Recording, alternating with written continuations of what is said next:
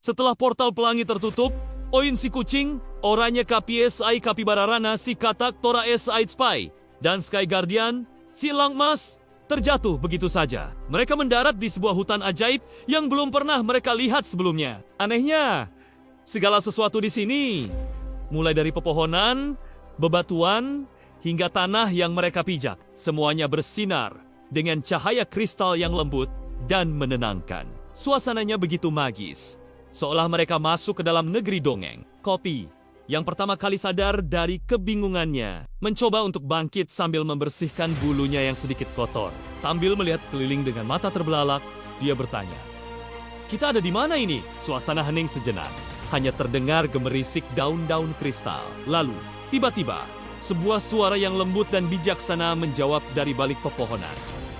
"Kalian berada di dunia antara."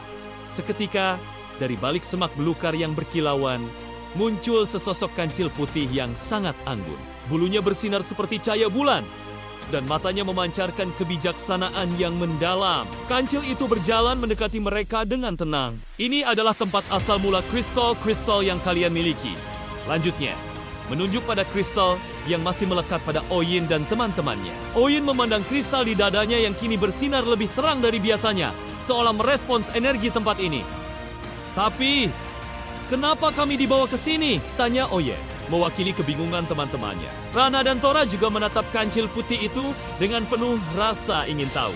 Kancil putih itu mengambil beberapa langkah lebih dekat. Tatapannya melembut. "Kelima kristal yang kalian bawa itu bukanlah batu biasa. Mereka adalah jantung dari 5 penjaga pertama dunia ini." Penjelasan itu membuat semua orang terdiam. Mereka saling berpandangan, mencoba mencerna informasi yang baru saja mereka dengar. Jadi, kristal yang selama ini mereka anggap sebagai sumber kekuatan, ternyata memiliki makna yang jauh lebih dalam. Sky Guardian, dengan tatapan tajamnya sebagai penjaga langit, memecah keheningan. "Kita harus membuat keputusan," katanya dengan tegas. "Kita tidak bisa diam saja." Oyin mengangguk setuju. Pikirannya langsung tertuju pada Muzi, si anak rubah ekor 9 yang tertinggal di dimensi lain. Wajahnya yang lucu dan polos terbayang jelas di benaknya. "Kita tidak boleh meninggalkan Muzi," kata Oyin dengan suara mantap, menatap Tumantemonia satu persatu. Kopi, Rana, dan Tora mengangguk serempak. Misi penyelamatan ini harus dilanjutkan, apapun risikonya. Melihat tekad bulat mereka, kancil putih itu mengangkat salah satu kaki depannya yang ramping. Seketika, sebuah pintu cahaya berbentuk bulan purnama yang berkilauan muncul di hadapan mereka. Pintu itu berputar perlahan, memancarkan energi yang hangat. "Jalan ini akan membawa kalian kembali ke jalur yang benar untuk menemukan teman kalian," jelas kancil itu. "Tapi, berhati-hatilah, serigala bayangan pasti sudah tahu kalian akan datang." Tanpa ragu, kelima sahabat itu melompat bersamaan ke dalam pintu cahaya, siap menghadapi tantangan apapun yang menanti di depan. Begitu melewati pintu cahaya, mereka merasakan sensasi aneh, seolah tubuh mereka ditarik ke segala arah. Ketika penglihatan mereka kembali normal, mereka mendapati diri mereka berada di tempat yang sama sekali berbeda. Inilah dimensi pelangi. Segala sesuatu di sini tampak melayang di udara. Pulau-pulau kecil berwarna-warni mengambang seperti awan, dan sungai cahaya mengalir di antara mereka. Oyin dan Kopi, yang tidak terbiasa dengan gravitasi yang aneh ini, terlihat sedikit kesulitan untuk menjaga keseimbangan mereka. Di tengah kebingungan mereka, sebuah cahaya lembut muncul tidak jauh dari mereka.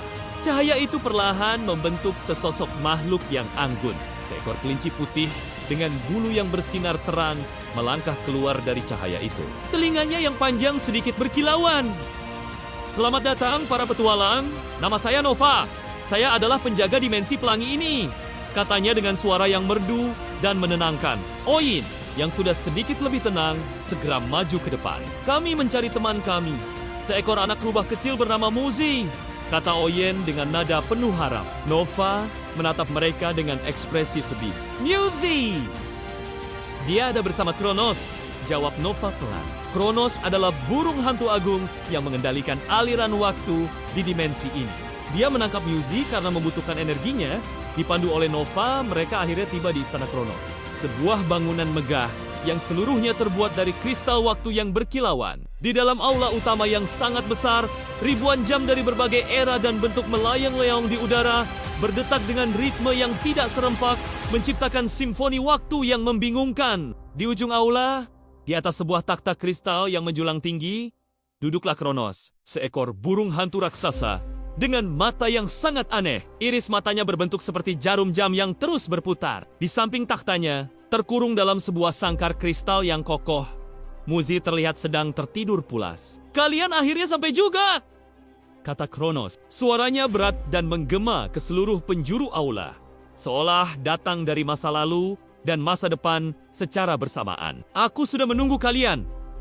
Dia menatap tajam ke arah kristal-kristal yang dimiliki Oyen dan teman-temannya. Dengan energi dari kristal-kristal itu, ditambah energi dari dunia kalian yang dibawa oleh anak rubah ini, aku bisa memutar kembali waktu sesuai kehendakku. Tanpa menunggu lebih lama, Kronos membentangkan sayapnya yang perkasa. Seketika, seluruh aula mulai bergetar. Warna-warna di sekitar mereka mulai memudar menjadi hitam dan putih. Dan waktu terasa berjalan tidak stabil. Kadang melambat, kadang melesat cepat. Benda-benda di sekitar mereka mulai menua dan kembali muda dalam sekejap. Ini adalah kekuatan waktu yang sedang dimanipulasi. Melihat itu, Nova tahu mereka harus segera bertindak. Telinganya yang bercahaya menyala semakin terang. "Kita harus menggabungkan kekuatan kita sekarang!" serunya. Oyen, Kopi, dan para sahabat lainnya segera berkumpul di sekitar Nova. Mereka memfokuskan seluruh energi dari kristal mereka.